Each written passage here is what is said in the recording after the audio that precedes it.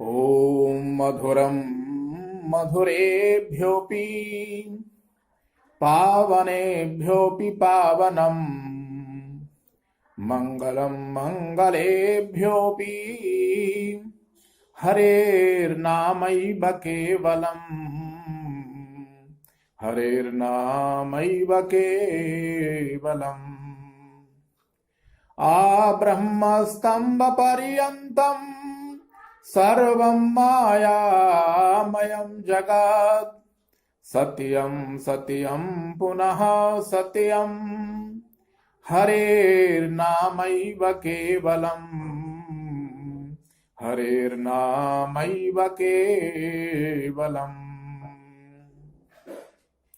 भजे ब्रजैकमण्डनं समस्तपापखण्डनम् स्वभक्तचित्तरञ्जनं सदैव नन्दनन्दनम् सुपेच्छगोच्छमस्तकं सुनादवेणुहस्तकम् अनङ्गरङ्गसागरं नमामि कृष्णनागरम् मनोजगर्वमोचनं विशाललोललोचनम् मनोजगर्वमोचनं विशाललोललोचनम् मनोजगर्वमोचनं विशाललोललोचनम् विधूतगोपशोचनं नमामि पद्मलोचनम् करारविन्दभूधरं स्मितावलोकसुन्दरम् महेन्द्रमानदारिणं नमामि कृष्णवारणम् महेन्द्रमानदारिणं नमामि कृष्णवारणम्। ई कक्षा माध्यमेन अध्ययनरतानां समेषां छात्राणाम् अहं डॉक्टर हरस्वरूप वासिष्ठः भवतां समेषां हार्दिकम् अभिनन्दनं हार्दिकं स्वागतं व्याहरामि। प्रिय छात्रों, आज हम पुनः शास्त्री प्रथम वर्ष के अंतर्गत जो अनिवार्य विषय संस्कृत वाङ्मय है उसमें निर्धारित जो आपका ग्रंथ है श्रीमद् भगवद गीता, उस पर चर्चा करने के लिए पुनः उपस्थित हैं। पूर्व के प्रसंग में आप लोग सुन रहे थे कि दोनों सेनाओं के मध्य में खड़े हुए अर्जुन ने अपने जब समस्त सगे संबंधियों को देखा तो अर्जुन विषादग्रस्त होकर के युद्ध न करने का निर्णय करके भगवान श्री कृष्ण से प्रार्थना करते हुए कह रहे थे कि हे केशव, मेरा जो विचार है वह तो यह है कि मुझे अपने सगे संबंधियों से इस तुच्छ राज्य के लिए युद्ध नहीं करना चाहिए, लेकिन आपका पक्ष है कि मुझे युद्ध करना चाहिए। इस स्थिति में मेरी जो बुद्धि है वह निर्णय नहीं कर पा रही है कि मैं क्या करूं और क्या नहीं करूं। इसलिए शिष्यस्ते हम साधि माम त्वाम प्रपन्नम, हे केशव, मैं आपका शिष्यत्व स्वीकार करता हूं। मेरे लिए जो श्रेयस्कर मार्ग हो, मेरे लिए जो उचित मार्ग हो, उसका आप मुझे उपदेश करें। इसी प्रसंग में अर्जुन भगवान श्री कृष्ण से पुनः निवेदन करते हुए कह रहे हैं कि हे केशव, नहीं प्रपश्यामि ममापनुद्यात् यच्छोकमोच्छोषणमिन्द्रियाणाम् अवाप्य भूमा वसपत्नमृद्धम् राज्यं सुराणामपि चाधिपत्यम् राज्यं सुराणामपि चाधिपत्यम्। श्लोकेऽस्मिन् अर्जुनः कथयति भगवन्तं श्रीकृष्णं प्रति यत् हे भगवन्, पृथिव्यां निष्कण्टकं साम्राज्यम् अवाप्य स्वर्गे च समेषां देवानाम् आधिपत्यम् अवाप्य अपि अहं तादृशं साधनभूतं कर्म न पश्यामि येन कर्मणा बन्धुवियोगजन्यः यः मदीयः शोकः वर्तते तस्य शोकस्य निवृत्तिः स्यात्, तस्य शोकस्य नाशः स्यात्।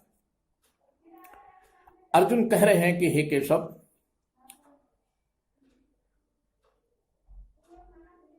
मेरे लिए इस युद्ध के पश्चात भले ही निष्कंटक राज्य प्राप्त हो जाए। निष्कंटक राज्य का तात्पर्य जिस राज्य में मेरा कोई भी शत्रु ना हो, शत्रु विहीन मुझे राज्य की प्राप्ति हो जाए और स्वर्ग में देवताओं का जो आधिपत्य है वह आधिपत्य भी मुझे प्राप्त हो जाए। फिर भी मेरी इंद्रियों को सुखाने वाला जो ये शोक है, उस शोक की निवृत्ति हो सकेगी ऐसा मैं नहीं देख पा रहा हूं, न प्रपश्यामि, क्योंकि अभी तो युद्ध प्रारंभ ही नहीं हुआ है। अभी तो स्वजनों का वध मेरे हाथ से हुआ ही नहीं है। केवल भावी वध की जो आशंका है, उस आशंका से ही मैं शोक संतप्त हो रहा हूं। तो स्वजनों का जो वध है, वह वध जब हो जाएगा तो मेरा शोक कितना तीव्र होगा। मेरी इंद्रियों का शोषण करने वाला जो ये शोक है, इस शोक की निवृत्ति कैसे हो सकेगी, मैं ये नहीं समझ पा रहा हूं। इसलिए मुझे आप उचित मार्गदर्शन दें।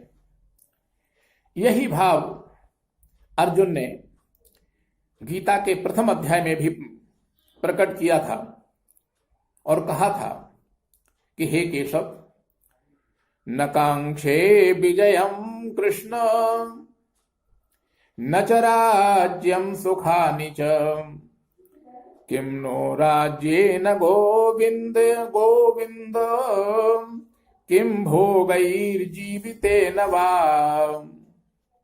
हे केशव, मैं इस राज्य को लेकर के करूंगा क्या, जब मेरे अपने स्वजन ही नहीं रहेंगे, मेरे आत्मीय जन ही नहीं रहेंगे, मेरे पारिवारिक जन ही जब नहीं रहेंगे इस युद्ध के पश्चात, तो इस राज्य को लेकर और इस वैभव को लेकर के मैं करूंगा क्या।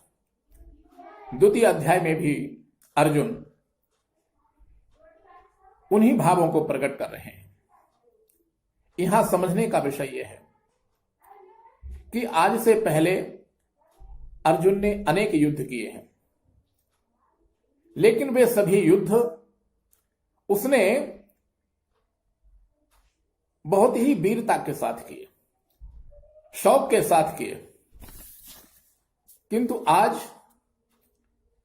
जिस युद्ध को अर्जुन करने जा रहा है, वह युद्ध शौक से नहीं अपितु शोक से करने जा रहा है। आज से पहले जितने युद्ध उसने किए वो शौक से किए, लेकिन इस युद्ध में जो अर्जुन की प्रवृत्ति हो रही है वह शोक के साथ प्रवृत्ति हो रही है। और जो व्यक्ति शोक में डूबा हुआ हो, उसे उपदेश की आवश्यकता होती है, उसे उचित मार्गदर्शन की आवश्यकता होती है, उसे उचित प्रेरणा की आवश्यकता होती है। और ये उपदेश केवल गुरु ही कर सकता है। इसलिए अर्जुन ने भगवान श्री कृष्ण को अपना गुरु मानते हुए कहा कि हे केशव, शिष्यस्ते हम, मैं आपका शिष्य हूं, माम शाधि, मुझे आप उपदेश करें, जो मेरे लिए उचित हो उसका मार्गदर्शन दें, मैं आपकी शरण में हूं। अगला जो 9वें नंबर का श्लोक है इस द्वितीय अध्याय में, उसमें इसी प्रसंग को संजय महाराज धृतराष्ट्र के समक्ष वर्णन कर रहे हैं और कह रहे हैं कि एव मुक्त्वा हृषीकेशं गुडाकेशः परन्तप न योत्स्य इति गोविन्द मुक्त्वा तूष्णीं बभूवः। अत्र संजयः निगदति धृतराष्ट्रं प्रति यत् हे राजन्, गुडाकेशः अर्जुनः हृषीकेशं, हृषिकाणाम् इन्द्रियाणाम् ईशः हृषीकेशः, तं हृषीकेशं श्रीकृष्णं प्रति कथयति यत् हे गोविन्द, अहं न योत्स्ये, युद्धं न करिष्ये इति उक्त्वा तूष्णीं बभूव। यहां संजय धृतराष्ट्र के प्रति वर्णन करते हुए कह रहे हैं कि हे राजन, गुडाकेश जो अर्जुन हैं वो भगवान श्री कृष्ण के प्रति कह रहे हैं कि हे गोविंद, न योत्स्ये, मैं युद्ध नहीं करूंगा। ऐसा कहकर के अर्जुन शांत हो जाते हैं। यहां इस श्लोक में गुडाकेश शब्द अर्जुन के लिए प्रयुक्त हुआ है। गुडाकेश का तात्पर्य है निद्रा को जीतने वाला। अपने लक्ष्य के प्रति हमेशा जो व्यक्ति जागृत रहता है उसे गुडाकेश कहते हैं। अपने लक्ष्य के प्रति हमेशा जागृत रहने वाला अर्थात आलस्य रहित। गुडाकेश शब्द के माध्यम से यहां यह भाव प्रकट हो रहा है कि अर्जुन आलस्य रहित हैं, अपने लक्ष्य के प्रति जागृत हैं। समस्या तो सभी व्यक्तियों के जीवन में आती है, लेकिन अर्जुन की तरह जागृत व्यक्ति जो होता है वही गुरुचरणों में शिष्यत्व को स्वीकारता है। यहां अर्जुन ऋषिकेश भगवान की शरण में जाते हैं, इसलिए युद्ध के लिए कृत निश्चयी बनकर विजयश्री को प्राप्त करते हैं। इस प्रसंग से हमें यह शिक्षा लेनी चाहिए कि अपने लक्ष्य के प्रति जागृत रहने वाला जो व्यक्ति है वह यदि किसी समझदार व्यक्ति से, किसी ज्ञानवान व्यक्ति से संवाद करता है तो वह संवाद सार्थक सिद्ध होता है। समस्याएं हम लोगों के जीवन में भी आया करती हैं समय समय पर, लेकिन अगर समस्या कभी हमारे जीवन में आती है, कोई उलझन हमारे जीवन में आती है, कोई दुविधा हमारे जीवन में आती है, तो हम किसी ज्ञानवान व्यक्ति के साथ में यदि संवाद करते हैं, उससे सलाह मशवरा करते हैं, उससे उचित मार्गदर्शन लेते हैं, तो निश्चित रूप से हमारे लिए वह संवाद सार्थक सिद्ध होता है। लेकिन सामान्य रूप से जो सांसारिक व्यक्ति हैं उनके सामने यदि हम अपनी समस्या को रखते हैं तो वहां से हमें उचित समाधान प्राप्त नहीं होता। इसलिए जब कभी भी इस प्रकार की दुविधा हमारे जीवन में आए, इस प्रकार की समस्या हमारे जीवन में आए, तो कोई ना कोई एक ऐसा व्यक्ति हमारे जीवन में जरूर होना चाहिए जिससे कि हम अपनी दुविधा को, अपनी समस्या को उसके सामने प्रकट कर सकें और उससे हमें उचित मार्गदर्शन प्राप्त हो सके। इस प्रकार का जो उचित मार्गदर्शन है वो केवल गुरु से ही प्राप्त हो सकता है। इसलिए अर्जुन ने अपनी समस्या को भगवान कृष्ण के समक्ष रखा, जिससे कि भगवान कृष्ण के द्वारा उचित मार्गदर्शन प्राप्त हो सके और अर्जुन के इस प्रश्न का जो उत्तर है, अर्जुन की जो ये समस्या है, इसका समाधान करते हुए भगवान कृष्ण का जो उपदेश है वो इसी द्वितीय अध्याय के 11वें श्लोक से प्रारंभ होगा। आगे संजय वर्णन करते हुए कह रहे हैं, संजय धृतराष्ट्र से कि हे राजन, तमुवाच हृषीकेशः प्रहसन्निव भारत सेनयोरुभयोर्मध्ये विषीदन्तमिदं वचः। अस्मिन् श्लोकेऽपि संजयः धृतराष्ट्रं प्रति वर्णयति यत् हे भारत, हे भरतवंशी धृतराष्ट्र, यदा अर्जुनेन निगदितं यद अहं युद्धं न करिष्ये तदा भगवान श्री कृष्णः विषादं कुर्वन्तं अर्जुनं प्रति प्रहसन्निव इदं वाक्यम उवाच। इस श्लोक में संजय वर्णन कर रहे हैं महाराज धृतराष्ट्र के सम्मुख कि हे राजन, अर्जुन ने जब ये कह दिया कि हे केशव, न योत से मैं युद्ध नहीं कर सकूंगा, तब भगवान कृष्ण मुस्कुराते हुए, हंसते हुए, विषाद को प्राप्त हुए अर्जुन को संबोधित करते हुए आगे उपदेश करना प्रारंभ करते हैं। 11वें श्लोक से भगवान जो उपदेश अर्जुन के लिए करेंगे, उस उपदेश का वर्णन हम लोग आगामी कक्षा में सुन सकेंगे। और आज का जो ये प्रसंग है, इस प्रसंग को यहीं पूर्ण करते हुए भगवान श्री कृष्ण के चरणारविंदों में नमन करते हुए, वंदन करते हुए मैं अपनी वाणी को यहीं विराम देता हूं। जयतु भारतम, जयतु संस्कृतम।